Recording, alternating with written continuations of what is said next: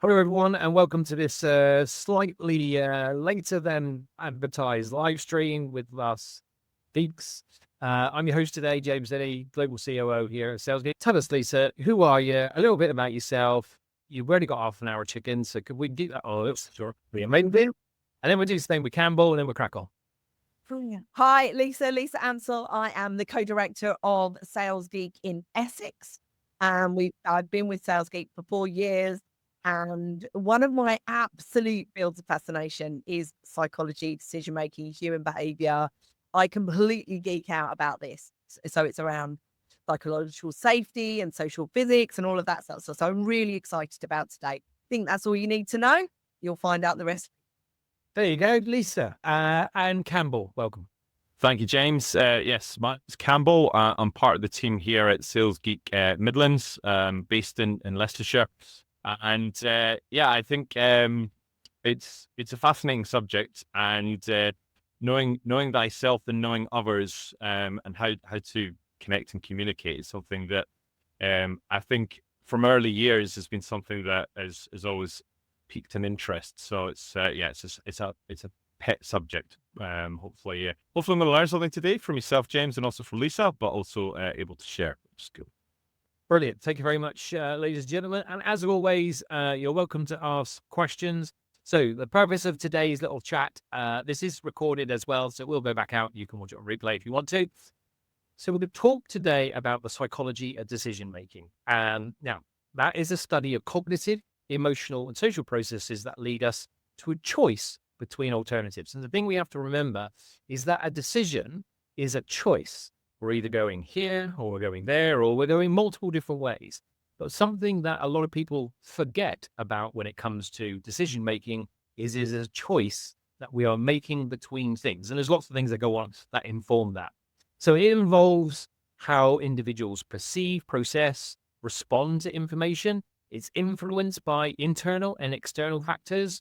There's emotional and there's biases around that. There's cultural implications. There's external influences. There's social context. There's underlying psychological factors that help explain why decisions are made, why they're right, sometimes why they're wrong, how we are influenced, not influenced, and how we are informed to make better or worse decisions. So there's a lot behind that to chew around over the next half an hour, 45 minutes. So hopefully we'll just dive into that. And I suppose I'm going to open up to a question to both of my good colleagues there and say, what do you see out in the market right now when you're talking to people about a topic that's probably high on a lot of salespeople's minds, and that's decision stagnation, where people are frozen to make a decision, can't make decisions, or struggling to make a decision. So let's start there. Let's start the framework about how people struggle to make a decision, and then we can get under the psychology of how decisions are made. There we go. I think I've set it up, and now I'll try and put the banner on. And if I do lose everyone in the next 30 seconds, yeah.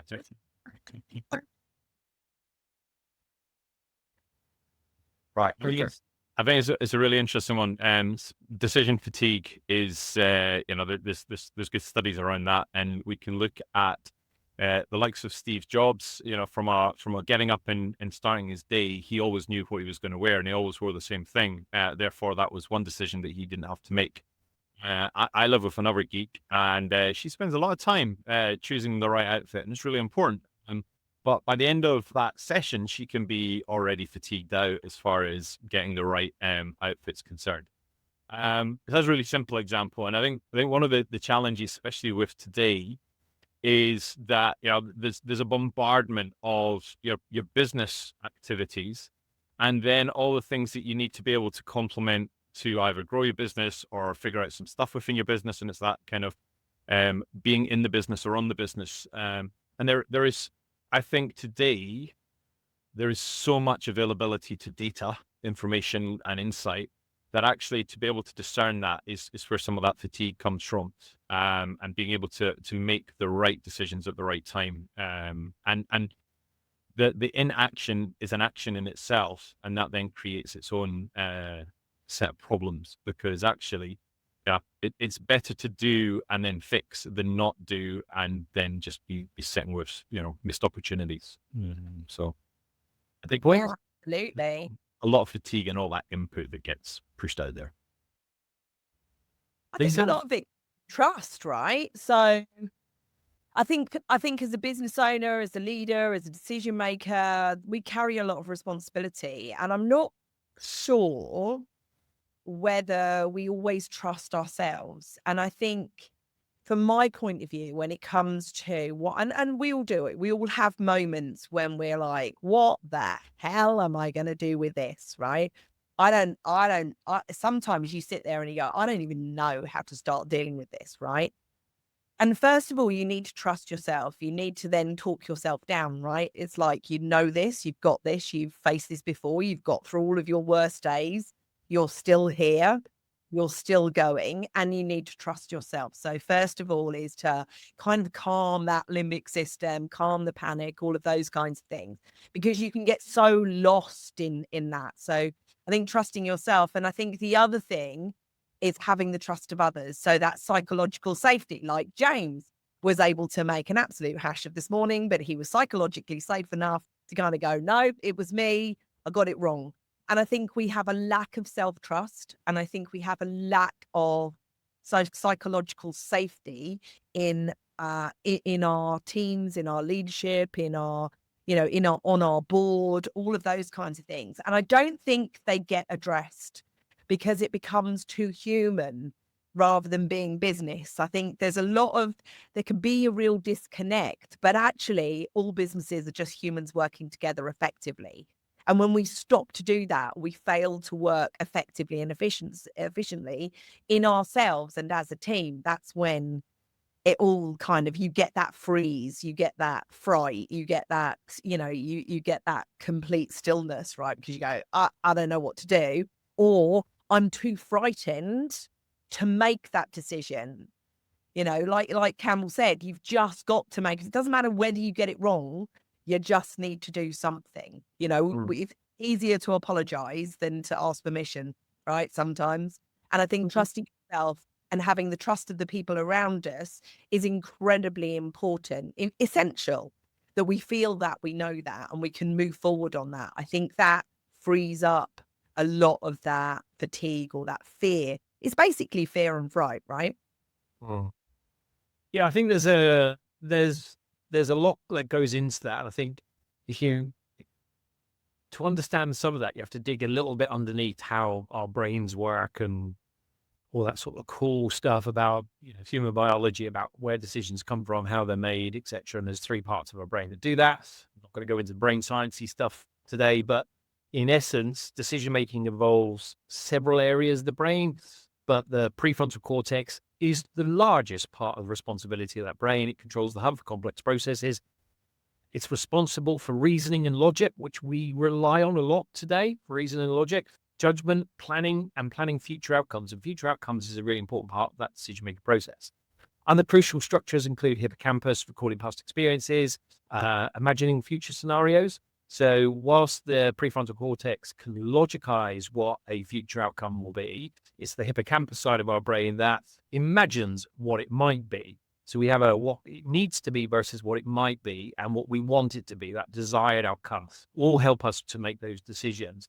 And then we have another part of our brain called I always pronounce this wrong, amygdala.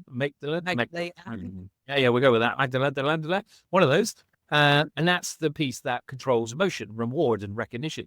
And some decisions are purely based on reward and recognition.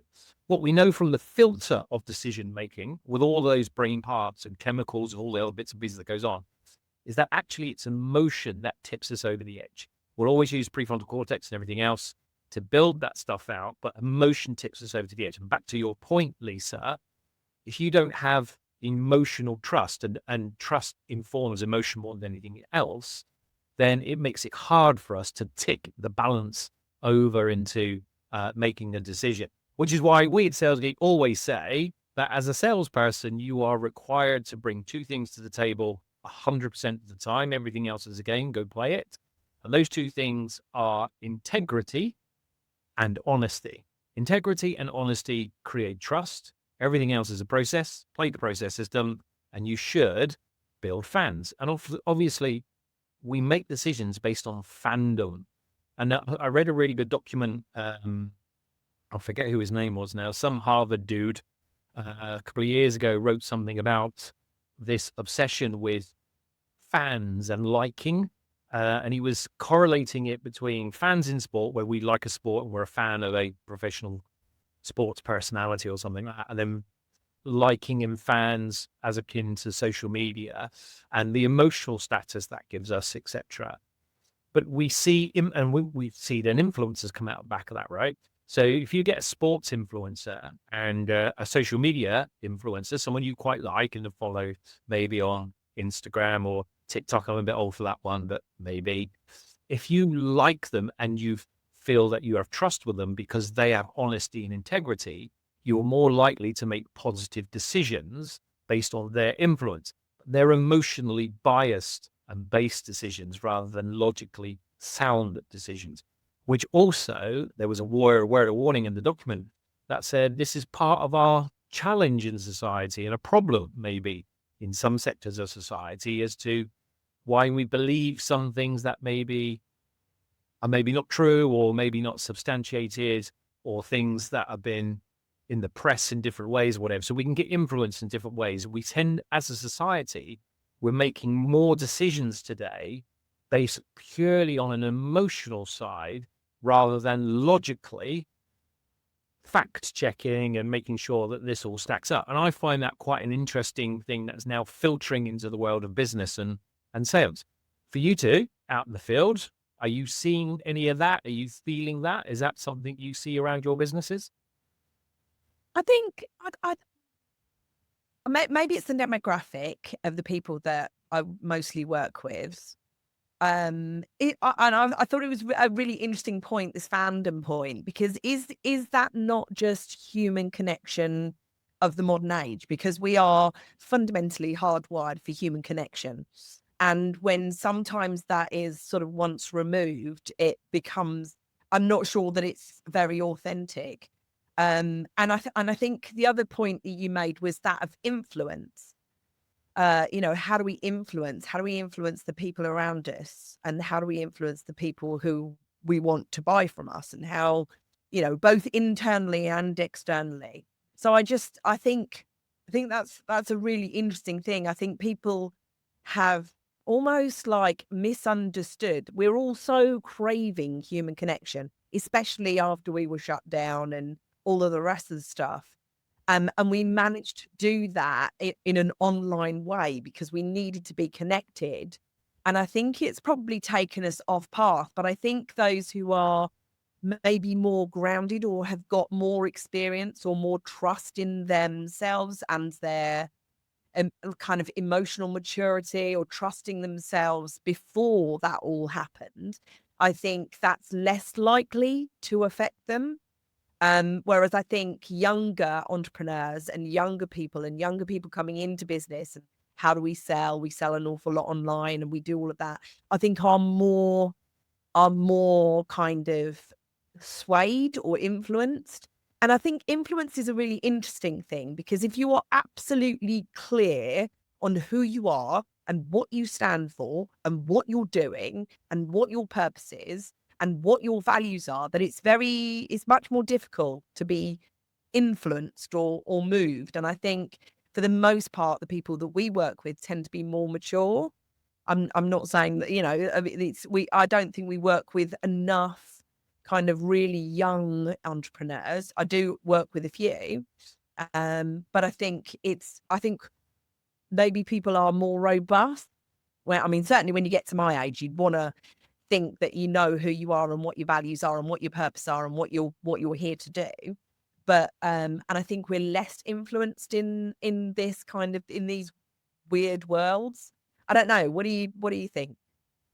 Go on, Callum, here, Red.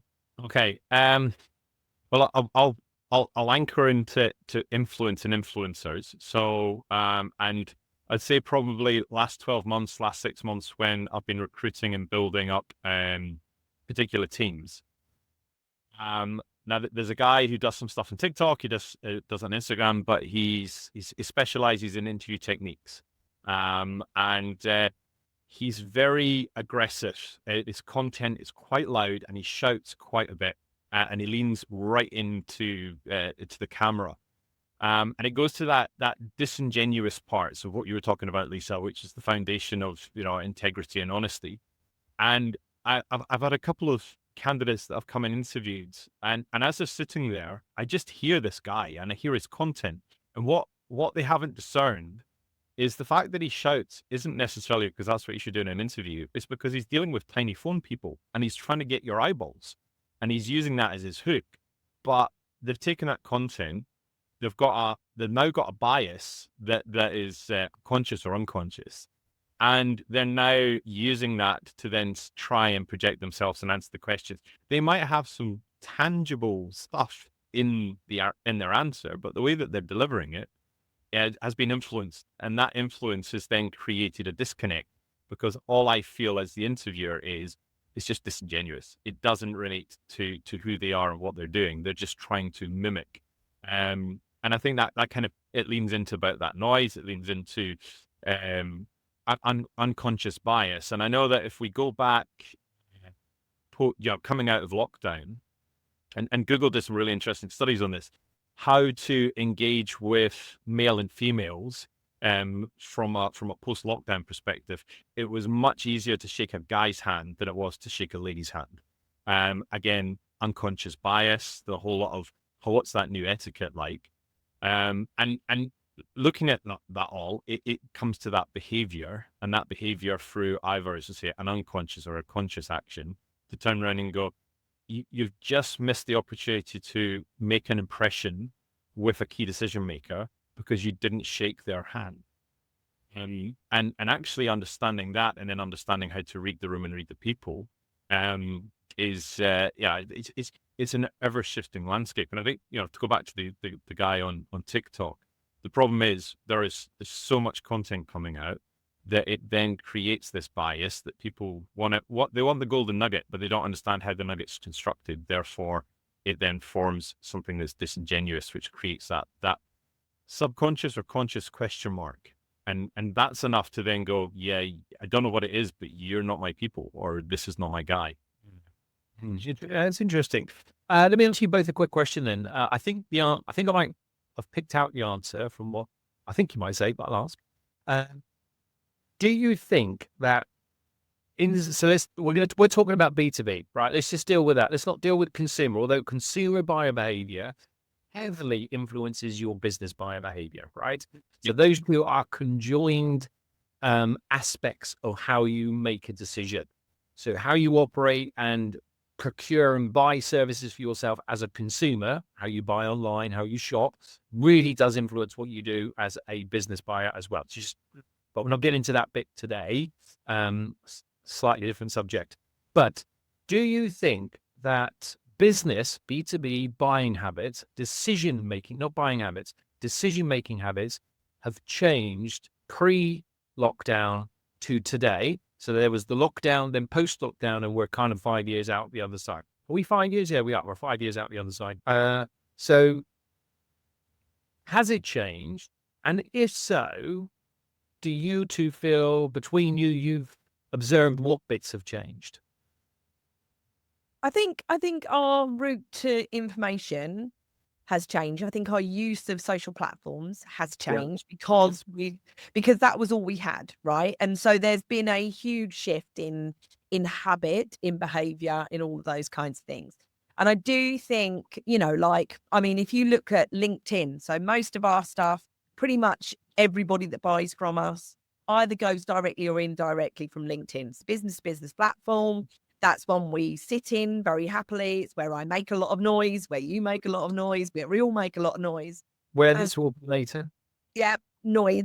And and I think the thing that I've noticed is that if you use it really, really well, people feel they know you. So it's like this. Certainly when I go out to people, they go, oh, we love your videos. They feel like they know who you are. They feel like they know what you stand for. And I think when you're making business decisions, especially ones like our buyers do, it's like, I'm putting my business in, it's not going the way I want it to, or there's a big problem. I need somebody to come along and run with this, and I need to trust them. and I need to feel like I know who they are and what they stand for and whether that aligns with who we are. So I think if you use LinkedIn correctly, and that's really multimedia, a lot of video content that people can get to know you. It's like meeting a friend, on a regular basis. It's all of those lovely touch points, isn't it? So I think it has changed. I think fundamentally, and if you look back way before, the people who were on your network were people that you've met, that you've done business with, that you'd worked with, and all of that sort of stuff. And now it's much more of a social media platform. So that in itself has changed. And because that in itself has changed and our reach has changed and where we use that, then of course the outcomes are going to change. Of course the behavior is going to change. Okay. It's really, it's a fascinating, landscape. I was working with a client, say 6 months ago, and they got a big sales force, and their sales force, it was recognized that they had become gun shy when it was something pre-pandemic, making appointments, calling customers, and phoning them, picking up the phone and speaking to people. And I think the shift in how we communicate with each other, be it WhatsApp, be it email, be it LinkedIn, direct message, all that stuff. There's the adage of, you got to get your touch points and you got to do all that stuff. But yet today, one of the most successful and assertive ways is to pick up the phone and speak to people. It's kind of like, that's what we used to do. We're all of this. And all of a sudden it's actually, and it's kind of old sales manager humor. If you want a sales rep to shut up, put a call list in one hand and a phone in the other. But that is a very effective way of a campaign to do outreach. But you've established sales forces that have become so gun shy, and they hide behind the fact that they've got activity, but that activity to the number that you need to message, actually, if you call somebody and you get them, you get an answer there and then, and you get to be able to talk to them there and then. Now, the skill is to be able to use that situation to your advantage and to have the right ability to develop that. But actually, it's so much more effective to be able to speak to people as part of something that comes in. And I think to look at that, especially from that B2B perspective, there is we can use these agents and we can do this and we can do that. And actually, the best way to do it is to have relationships with people. James, 5 weeks ago, you I think you put a post up on, it wasn't about B2B and it wasn't about B2C, it was H to H. And I think that for me is, sales, where are we now? 4.0, 5.0? I think we're kind of, from where we are today, especially up against the fact that, AI is going to replace us all. Well, yeah, it's going to replace parts of us, but actually the bit that, even if you're looking at a massive tender and you're looking at going for a big chunk of business, unless you've got relationships within that company, well, what's the point of playing? Because you're just either, another Me Too, or you have no idea what the motivators are for that company and what's the cultural connection with that organization or that buyer. And actually looking at understanding, you've got an economical buyer and their biggest motivator is maybe they're saving for a wedding, maybe they've got kids that have got to put for university, maybe that this deal is dependent on something that's completely external that you don't see unless you've spent time getting to know them. And I know that as I was moving teams out of the 5 years ago, there was a big reluctance to go face to face. And I was like, look, it's much more efficient. Again, I get much more college. And it's like the virtual version of me and a BD versus the in the room version of me and the BD. I'll win every time if I'm in the room, because you just have so much better equity when you've got that connection. And I think you got to be smart and you don't want to waste your time, but also the counter of that is, I think today, especially across the general sales culture, is we are missing so much good opportunities because we just don't pick up the phone. And it's super simple, but that's, it works. Yeah, Yep. I think you're right there. So that the big thing there, the human to human, right? So B2B, B2C, where you're humans and you have to engage with humanity. We see so much out there, don't we, that salespeople and everyone, they hide behind Yeah. Keyboard warriors. keyboard or the foot of the still tapping. And something we do a lot of at Sales Geek, we send personal videos, don't we? We do a lot of it. We do as much as maybe we could or should, but we said I certainly do more of it now. I try to stop typing notes and send personal videos because it brings the emotional context that you can't generate in that typing. So a top tip straight away from today's discussion is be more personal, be more human to human, whether that's engaging on video, less text, less keyboards. That was a keyboard, by the way. Less keyboards, all that sort of stuff. Pick up the phone, make the call. It's so easy to not make the call. That doesn't mean that somebody makes the decision, but it does help build trust because they can hear the voice, they can hear the intent in the voice and stuff like that. And trust, as Lisa and Campbell have been saying, is everything. They've got to trust you. That all said, though, there are some clear influencing factors. And what I want to do is stick on the riff of influencing because decision making has a process. There is a cognitive process that our human brains go through. I talked a little bit about the brainy parts that make decisions, and there's lots of things that go into it. But there is also a process that our brains go through to make a decision. And we've done this since humans first could do this many hundreds of thousands, straight millions of years ago, depending on which strand of evolution you want to go with. Anyway, we're not getting into that stuff. But it comes down to that emotional side of things, right? Fright and flight still hold us really to the core. We're afraid sometimes to make decisions if they have a risk impact to ourselves or a negative risk impact to ourselves or a negative risk impact to others that we might know. It's called the risk triangle of decision making. But there are some influencing factors that we can think about. And there are two underlying areas that underpin the influencing factors that help us, you who are listening to this, maybe help people to make better decisions. And by the way, better decisions might be the answer is no, or not yet. Stop time wasting, right? Sometimes we're trying to get people, we're trying too hard to sell something. We want them to say yes. Sometimes no is good, right? Move on, go to the next thing. It might not be a no and never. It just might be a no, just not yet. And that might be also okay. So getting to the right decisions in the most expedient amount of time is the right thing to do. You must always be aware that the influencing factors around us as humans, as decision makers, changes and fluctuates on a conscious basis, continuous basis. I get my words right. What might be a decision right here, right now, as I live and breathe at this particular moment in time, might be a decision that changes in 2 or 3 hours' time because of something else that moved and alternated around that particular period. So things change all the time. You never know what those things are. But let me just capture.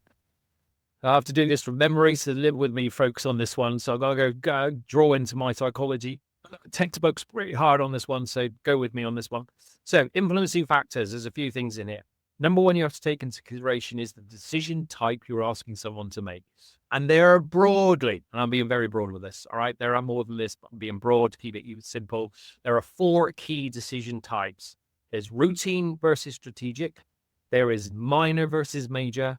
There is individual versus group. And there is urgent versus non-urgent, right? They're your 4 core decision types. And often they are routine, but urgent, strategic, not urgent, those sorts of things. They all combine together, but they're your 4 types. So when you're thinking about you want them to make a decision, which one or combination of the 4 groups does it fall into? So that's the first decision type you've got to consider. Next influencing factor you've got is the environment. And now in the environment, there's lots going on in here. All right. So things like, culture, that'll be values of the organization, values of the individual, right? One is often different to the other, not always combined. Same. There is the risk triangle, risk to myself, risk to others I know, a risk to others I don't know. Make sure you understand that. And then there is certainty versus uncertainty. So that's environment that impacts what happens with the first 4. Right. Okay. Dig a deep, James here. Right. Okay. And then you go into ethics, right? So the ethics of decision making then start to form their part. So is it legal? Is it fair? Are 2 really important parts. So legal is often a very quick, I can rationalize that. It's not legal, so let's not do it. There are some people that are not legal. Let's find a way around it. That's more arbitrary to find your way through or from an influencing perspective. But the fair one is actually more interesting because what is fair to me might not be fair to somebody else. So you have to balance the fair seesaw. Topic for another day, but there is a quandary, a quantum position known within decision making, which is the fair seesaw. So understanding that's really important. Then we've got, does it feel right? So legal, fair, does it feel right to me? Does it feel right to the organization? And that's very important, right? That's very personal to us. So decision types, environment, ethics, then you've got emotions. And this is the big one, right? So emotions are very, very specific and they have specific influences, specific outcomes, specific nuances to them based on individuals, based on scenarios, based on the time of day. It's really sunny here in Blackburn today, which is super rare for us. So yay, let's make really good decisions and positive decisions. I'm all in. Let's go do this stuff. But things can happen in a different way if I've had a bad day at home or whatever, etc. So emotions impact us a lot. It's also about how do we minimize negative emotions, and you can't always spot that or influence it or know what's going on in someone's life. But the big one about emotions is regret. All right. So this is the one we often forget as sellers about working with people that we're trying to sell some products and services to, is there's always a quandary within our human biases that deals with regret. We have made many decisions as humans over the years in a business environment, and we're sticking with business environment for this particular part. But this is why it's important to know that your consumer buyer behavior is dragged through to your business buying behavior. And regret is a big thing you'll drag with you. We've all gone and bought something from back in the day, eBay. Is eBay still a thing nowadays? I have no idea. It is? Okay. So back in the day when I've gone and got something from eBay, and, got very excited about it. I wanted this thing and it's turned up, and then I've regretted buying it. And I've regretted it often, but because I've miscalculated the risk triangle. I did not emphasize or calculate the risk to me of buying my £250 Luke Skywalker replica lightsaber that I thought was a bargain of a century. And my wife went, yeah, no, that's going. So I didn't quite work that out, and I regretted it. There's a part of me that said, oh, this is amazing, man. I love this. And then there's a part of me by the name of my wife that went, yeah, no, that was the worst decision you ever made. But we drag regret, right? So in business, we drag regret as well. And you have to factor in how people think and feel about regret. If I did the wrong thing, and to do that, you have to understand how do they measure success at a point in time in the future. So when we all humans make decisions, especially in business, come back to business, at some point in the future and constantly over time in the future, we will reevaluate that decision to understand within ourselves, did we do the right thing or did we do the bad thing? And sometimes it might be right, sometimes it might be bad. For example, I'll give you a really good example. We have a piece of software here at SalesGeek that we've had 2 years, and we have a love-hate relationship with it. At some point, we thought it was the greatest thing since sliced bread, the best decision we ever made. And we're coming up to a contract renewal on this particular piece of software, and I can't wait to get rid of it. So at some point, it was a really good decision. And a post-evaluation said, I do not regret this. But now we're coming to a contract end, and now I regret it. Now, the rational part of me, in hindsight, must answer a very critical question. If you could jump back, given everything you know today and the time you had today, would you do it again? I would still say yes. That's the objective nature of decision-making because of the benefit it gave us over time. It's a pain in the ass for different reasons. But the emotional side to me would say, no, I'll go to a different supplier, a different provider. And that's very dangerous. So people that have their emotional context that live more to their emotional sides rather than the more balanced judgment side will carry regret as a decision-making criteria. That's always a bit problematic for us. So go back again quickly. 2 more. Decision types, environmental, ethics, emotions, individual differences, right? So all the things, values, experience, personal, intuitive thinking styles. Then we've got our attitude to risk, back to that triangle. We have our DISC profiles. We do a lot here at Geek, knowing the psychometric profile, the behaviors, how do I deal with problems and challenges, influence of people, pace and change, and how I respond to rules and procedures are set by others around us. Hugely important when it comes to making decisions. And then finally, the last bit, I think I got through this without getting too scathed here, is barriers. So what are the barriers to a decision, right? So it comes under biases. That will be a barrier. There'll be politics. They are barriers. Can be positive, can lock them down really quick. They could be really huge barriers. Frame the amount of information, interest, emotions, all those sorts of things. And barriers could be pricing and stuff like that, but that's not the core aspect of those sorts of things. So in a really long-winded way, I'm ever so sorry to have done that to you. There are 6 core factors that create the influence around making a decision. You've got to be clear, your first 4 types that you're making, the combination thereof. Got to know your environment and how you're going to slot within that environment. The ethics you have to understand. Is it right? Does it feel right? The feel right is more important out of all of those. The emotions, how they handle regret, how they handle the risk factor, and what barriers are in play. Anyone else want to have a go? I think it's really fascinating. I do think it comes down to trust and psychological safety, right? Because Yeah. that buyer's remorse, yeah, we get it. We've had somebody talk ourselves, it felt right at the time. We've decided to make a decision. That old brown shoe, foot in the door salesperson that makes you make that decision at the time and makes and sits in your front room until you sign up to the double glazing or the kitchen or the mobile home or whatever it is that you do. And there is that buyer's remorse. But I think when you truly trust yourself and I think regret. See, I don't really do regret and I don't really do guilt. And the reason why I don't do that is not because I'm a psychopath. It's because stop it. Oh, I don't know. Oh, don't worry. There's a tendency in there somewhere. There's a lot of good in psychopathy. I think it's much maligned. But we won't go down that route because The fact that you're rooting for it gives me challenging greatly. Well, I think it's a case of the reason I don't do regret and I don't do guilt is because you have to trust yourself. And if you trust yourself to make the best decision, I mean, we've all made horrendous decisions, right? Yeah. But we're making the decision on our values and I don't make fast decisions, but I make good decisions with the information I have at the time.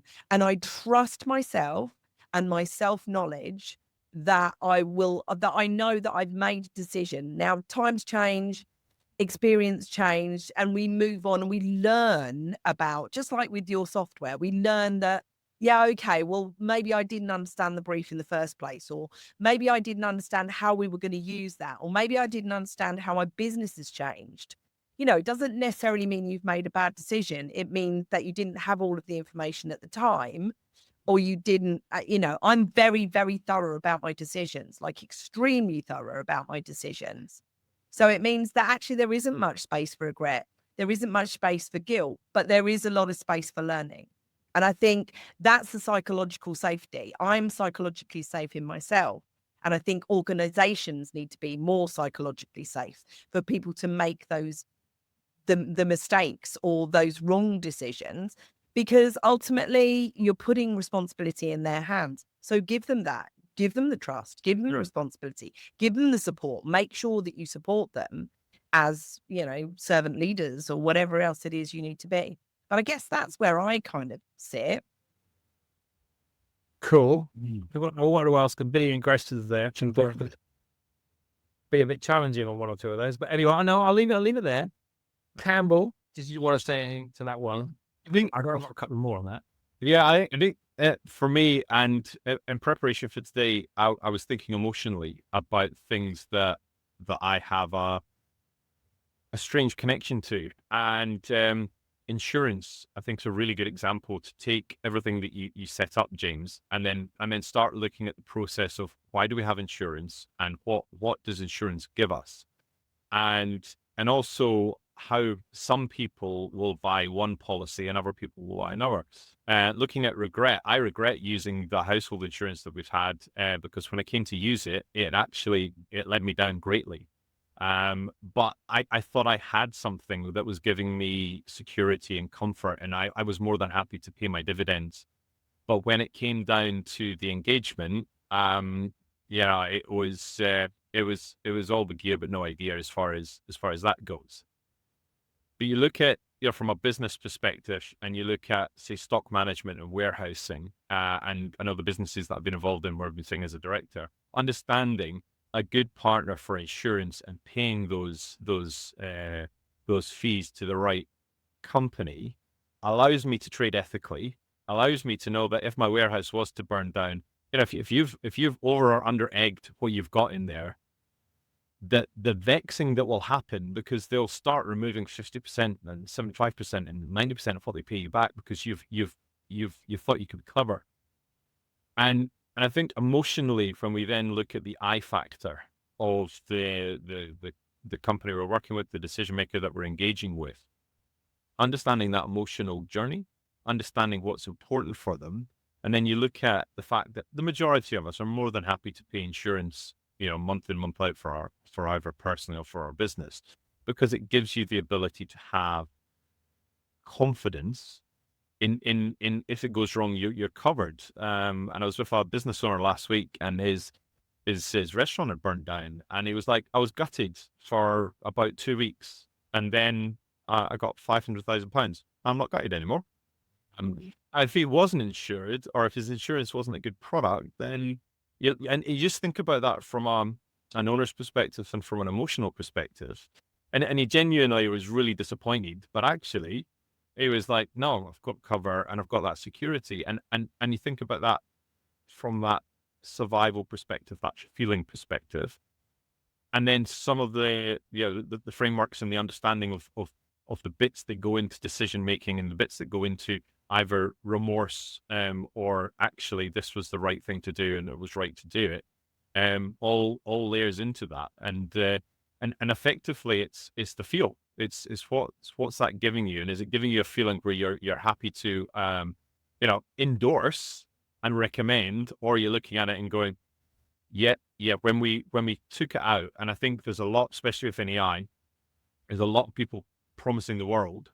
And then when you've paid your dues and you get in and start using it and start, looking for some of the aspects that they've been selling, you kind of go, yeah, it's all smoke and mirrors. It's nothing there. Just on that one, Campbell, does that come down to because that insurance one resonates with me at the moment, because I've just had, my house is insured with a company, and they sent me an auto renewal email come through a few weeks ago now, this is, and it jumped up materially, like £600 a year was material change. And I'm like, geez, not having that. And I went back to compare the market sort of thing. And when I put my house and all of its changes and details in, and by the way, this is not my company that I have know this, so I just took the policy and copied it across and put it into compare the market sort of thing. I've been quoted 2,700 now. It was 2,100 last year, 2,700 this year. I'm like, geez, this is a jump. And they couldn't explain why. They just said market's changed. So I went back to compare the market, and the cheapest I could find was $4,500. Cheapest. I'm like, you've got to be kidding me. So clearly I stayed where I am. But is that a cost benefit analysis versus like the risk of doing something? Because I have no idea what will happen with that insurance. Should anything bad happen to my house, and I've fortunately, Touchwood, never had to do any claims or anything like that. But where does the decision lie for me to stay there? Is that just a cost benefit analysis versus your guy, right? Going like, oh, it's a bad decision. Now it's a good one. Actually, I got paid out. It's good. What's influenced that? Well, Mel talks about this. So one of the trainers in Sales Geek, and she comes from Farming Stock, and you're going to have to help me here because I always get the name of the company wrong. But it's big, what are they called? They've got corn as their logo, and they're a premium.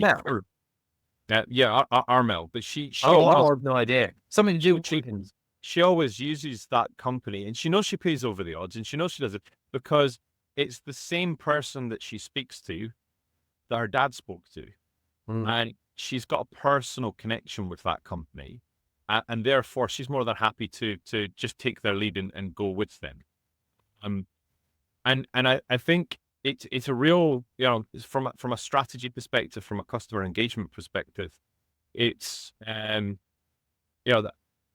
cost of a new customer versus the cost of keeping an existing customer, the cost of the perception feeling, and then understanding, from a negotiation perspective or for a customer engagement perspective, I am no longer a Virgin Digital customer. And the reason being is I came in on a deal and that deal stopped. And all of a sudden I was paying £14 a month and they put it up to 50 quid a month. And it's like, yeah, I'm not staying for that. And they have a high churn part of their model. Do I want to go back to them? Do I want to stay with the new incumbent that I feel I've got a better relationship with? And it all boils down to when your insurance companies do that automatic renewal, you know the premium tends to go up, and you know that they've got you, and they're just going to keep nudging and nudging and nudging.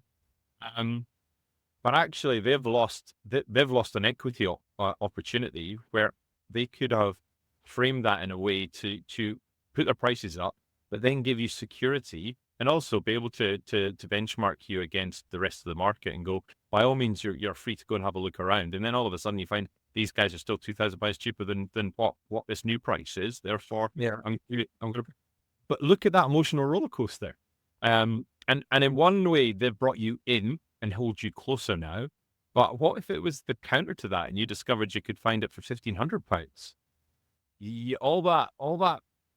All the work that company's done, and I don't mean the company, I mean the marketing, the messaging, the story, everything that they value for the acquisition of a new customer is all for nothing because you've lost it in a moment. And that one moment, regardless of whatever happens in the future, there will be that part of you that looks at them and goes, I don't like you because I don't trust you, because you have played with that one element that is, sacrosanct. You cannot, you've got bad news, break the bad news. If it's true and integral, then you ethically will always have an opportunity to win that customer back. But if you have in any way played with that, you will, the damage is long suffering. That's why Mel will always go back, because she's got such a strong relationship with, it's going to annoy me now. I'll find it and I won't post about it later. Sorry, Mel. Could be what? I don't feel that regret or remorse reduces with the amount of personal influence that we feel with that business relationship, right? So if we feel that we can go back and go, yeah, it's not quite working for me. I really feel as a valued customer that you can change this, this, this, and this, and it will start to work for me better. If you have that personal influence, you're more likely to stay. And that's about the long-term relationship sale. This is about keeping in touch with your customers. It's about exactly what Campbell was going on about, is about you have those opportunities to introduce pay rises, right? And they get lost it gets lost every time. We always back away from, that whole, our prices are going up. Yeah. Happens. We see price rises everywhere, is part of everyday life, but we back away from that. But I do feel that regret and remorse reduces with the personal influence, because you can go in and go, come on, guys, what am I getting extra that's my money? Please justify this to me. Let's renegotiate the terms. Let's go back on that. But that's an amount of personal influence that I have. If I feel I have no influence and I feel disempowered and I'm not part of that process, then the connection is broken, right? Yep, true. Good points. Right. I'm conscious of time. We did start 5 minutes late, and it is coming up to the hour now.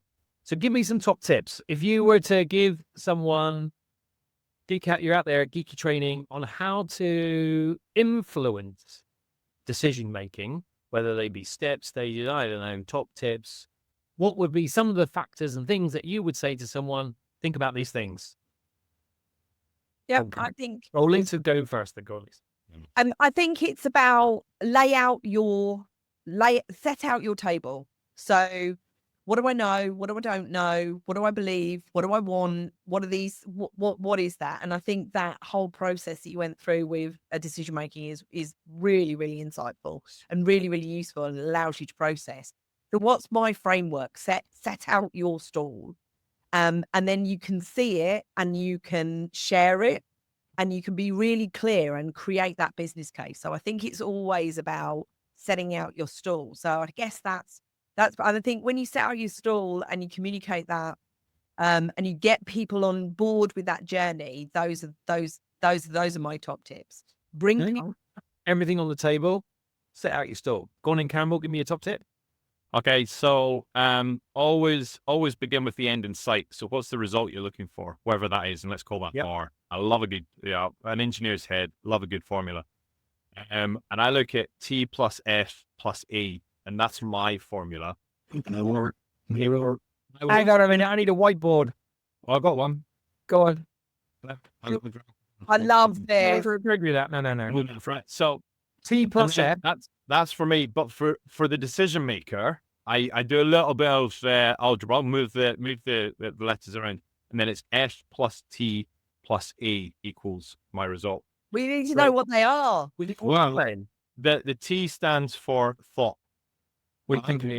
So I come at it, and from a sales perspective, you're at Sales 101. You want to know what you're doing, and you want to think about what it is that you're either undertaking for a big deal or even just a catch up or whatever it is. Have that thought process. And then from that thought process, we need to attach plus F, which is the feeling. And if we get those two plus an action, we will then get a result. Now, when I'm leading the process, I will start with the thinking, because I want to look at it from an analytic perspective. What am I doing? What am I controlling? What's the outcome? But when I then look at it from a decision maker's perspective, I will lead with, and the main multiplier is the feeling. So what's the feeling plus the thought and the action, but then equals a result. So it takes it and distills it all down into, you gotta engage those different parts of the brain. You've got to look at the emotions, but look at it logically from your perspective, engage the feelings of the customer's perspective. Yeah. But then you've got to give them something to think about, kind of substance. Think about. I like it. That makes the action, and then the action gives you the result. So whatever your R is, that's how you move R. You got to have your F, your T, and your A. And depending on what you're doing, you may act first and then think about it later, but that then comes at its own risk. So you got to think about it as well. So amazing. Right. I'm not going to go with, I was going to come up with more process, but I'm not now, because I'm like, yikes, I can't top that. So I'm going to give you one thing to think about, and that is give everybody a curveball. We as humans like alternatives. So when you come to try and give them an opportunity to make a decision, never make it the one thing, or if you can, at least, never make it the one thing. It's yes or no. It's Mr. Customer. It's A, it's B, or got a curveball for you. And we as humans, we love a curveball. So anyway, there's some top tips, there's some ideas, there's some topics, there's some stuff, there's some psychology, there's some science in there, there's some algorithms, there's an equation. I think we've just said there's a black hole somewhere. There's all sorts of things going in that one. Hopefully you can pick the bones out of that, and some of that will have been useful to you. And I hope you enjoyed that. And I really want to say thank you very much for Campbell and Lisa, and apologize for my errors of hitting buttons. I am going to hit the end one now, and hopefully that all works. But do join us again. We've got a couple coming up. I'm not going to press the slides. Or, do you know what? I'm going to try and press the slides. Oh, easy, Tiger. Here we go. Oh, hey, there we go. If you want to reach out and speak to anyone, there is our details. There's mine at the top. Then you got Campbell. Then you got Lisa. And on, what does it say? There we go. September the 29th, we've got It Means to Be a Geeky Franchisee. So if you want to come and open business here, start your own world, be a bit like Lisa, a bit like Campbell, and be awesome in your own world, then come do that. Come talk to us. And then we have a really great fun one, which is the power of storytelling in sales, which is always good fun. Lots of people enjoy that. It's how we tell stories in sales, stories that get people's imaginations going, get people thinking about outcomes and all that sort of futuristic stuff. Really good fun. Come join us for that. So that's been it for us for today. Thank you very much for coming along and joining us.